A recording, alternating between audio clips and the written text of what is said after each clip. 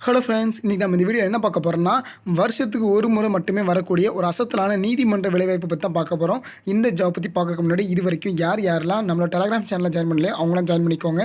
அதுக்கான லிங்க்கை வந்து நான் கீழே டிஸ்கிரிப்ஷனில் கொடுத்துருக்கேன். அதை கிளிக் பண்ணி ஜாயின் பண்ணிக்கோங்க. இந்த ஜாபுக்கு எஜுகேஷன் குவாலிஃபிகேஷன் பொறுத்த வரைக்கும் நீங்கள் வந்து 10th 12th டிப்ளமோ டிகிரி என்ன படித்த ஜாபுக்கு வந்து நீங்கள் எலிஜிபிள் தான்.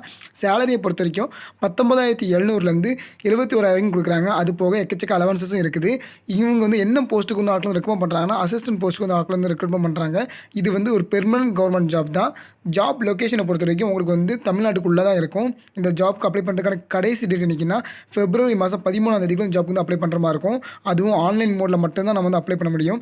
சரி வாங்க, இந்த ஜாப்க்கு வந்து எப்படி அப்ளை பண்ணுறது, என்னென்ன போஸ்ட்டுக்கு ஆட்கள் ரெக்கமெண்ட் பண்ணுறாங்க, அதுக்கான எஜுகேஷன் குவாலிஃபிகேஷன் என்ன, எப்படி அப்ளை பண்ணுறது எல்லாத்தையும் டீட்டெயில் இந்த வீடியோவில் பார்க்கலாம்.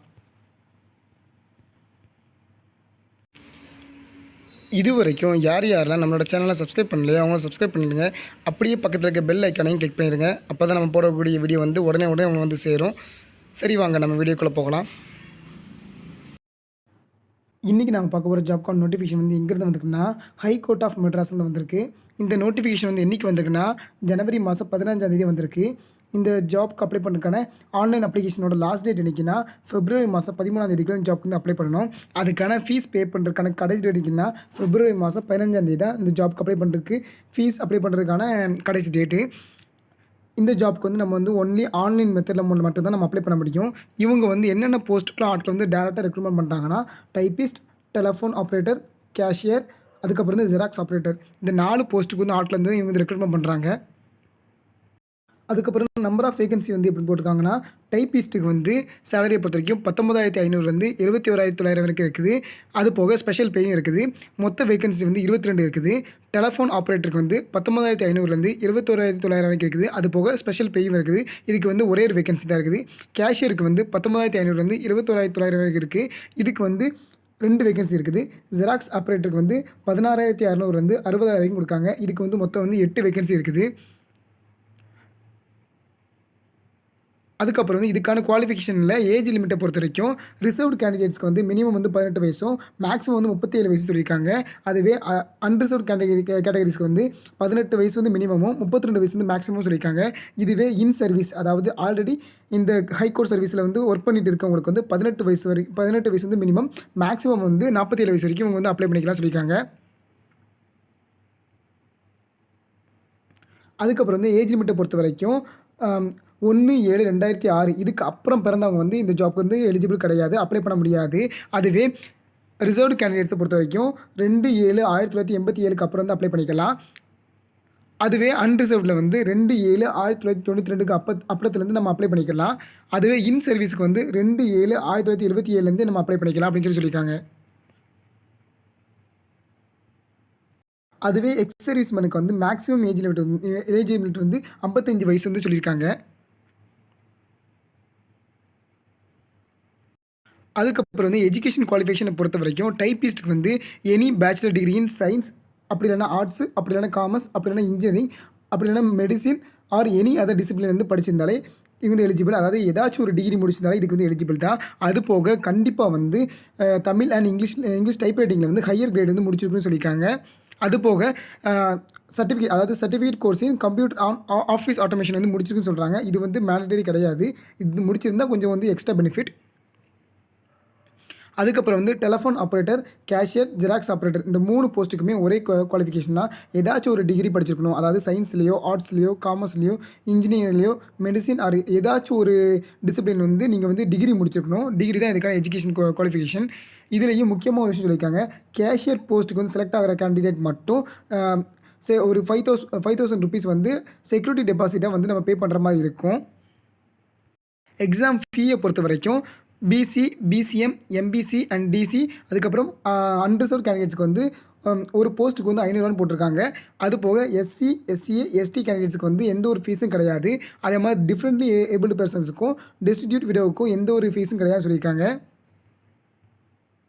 மோட் ஆஃப் செலெக்ஷனை பொறுத்த வரைக்கும் இவங்க வந்து எப்படி செலக்ட் பண்ணுறாங்கன்னா, டைப்பிஸ்ட் போஸ்ட்டுக்கு வந்து ஃபஸ்ட்டு வந்து காமனாக ரிட்டன் எக்ஸாமினேஷன் இருக்கும். அதுக்கப்புறம் வந்து ஸ்கில் டெஸ்ட் இருக்கும். அதுக்கப்புறம் வந்து வைவா இருக்கும்.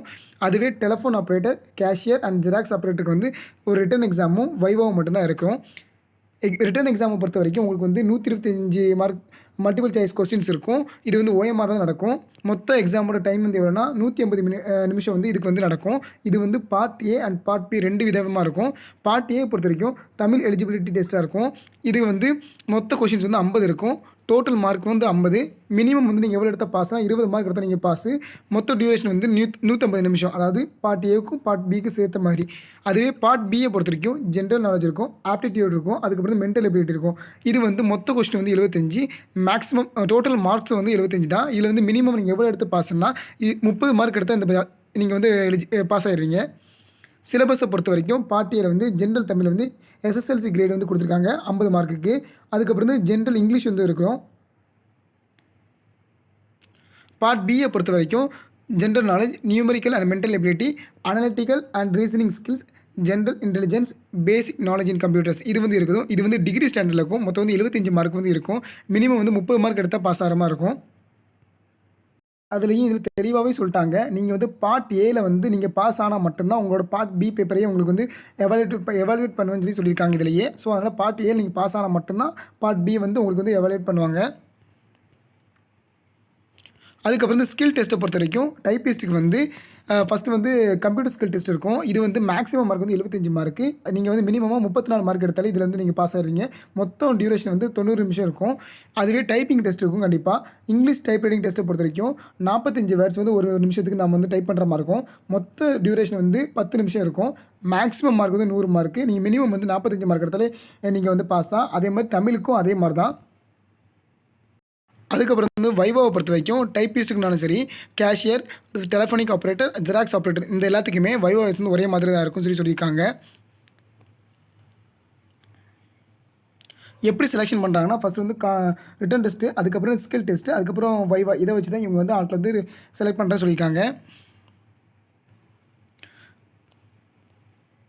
பிளேஸ் ஆஃப் போஸ்டிங்கை பொறுத்த வரைக்கும் உங்களுக்கு வந்து தமிழ்நாடுக்குள்ளே தான் இருக்கும். அதாவது ஹைகோர்ட் எங்கெல்லாம் இருக்கும் அங்கே மட்டும் தான் உங்களுக்கு வந்து போஸ்டிங் வந்து இருக்குன்னு சொல்லியிருக்காங்க. இந்த நோட்டிஃபிகேஷனில் கீழே வந்தீங்கன்னா இது வந்து மொத்த டீட்டெயில்ஸும் போட்டிருக்கு. வேகன்சிஸ் பார்த்து மொத்த டீட்டெயில்ஸும் போட்டிருக்கு.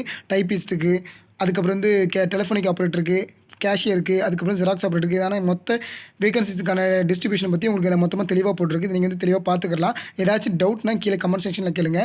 இந்த ஜாப்க்கு வந்து எப்படி அப்ளை பண்ணுறது அப்படிங்கிற அப்ளை பண்ணுற வீடியோ வேணும்னா அதை கீழே கமெண்ட் செக்ஷனில் சொல்லுங்கள். நான் அதை வந்து கண்டிப்பாக நான் போடுறேன் எப்படி அப்ளை பண்ணணும்னு. இந்த வீடியோ வந்து உங்களோட ஃப்ரெண்ட்ஸ் அண்ட் ஃபேமிலிக்கு ஷேர் பண்ணுங்கள். அண்ட் நம்மளோட சேனலை சப்ஸ்கிரைப் பண்ணுங்கள். தேங்க்யூ.